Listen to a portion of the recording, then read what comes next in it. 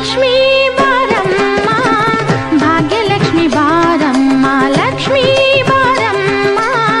ಭಾಗ್ಯಲಕ್ಷ್ಮಿ ಬಾರಮ್ಮ ಬೆಳಗಲು ಮನೆಯನ್ನು ಸಿರಿದೇವಿಯೇ ಲಕ್ಷ್ಮೀ ಬಾರಮ್ಮ ಭಾಗ್ಯಲಕ್ಷ್ಮಿ ಬಾರಮ್ಮ ಕಾಲಲ್ಲಿ ಕಿರುಗೆಜ್ಜೆ ಘಲು ಘಲು ಎಂದಾಗ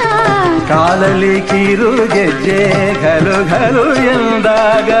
ಮನೆಯಲ್ಲಿ 100 ವೀಣೆ ನಾದವೊಮ್ಮೆ ಚಿಮ್ಮಲಿ ಲಕ್ಷ್ಮೀ ಬಾರಮ್ಮ ಭಾಗ್ಯಲಕ್ಷ್ಮಿ ಬಾರಮ್ಮ ಬೆಳಗಲು ಮನೆಯನ್ನು ಸಿರಿದೇವಿಯೇ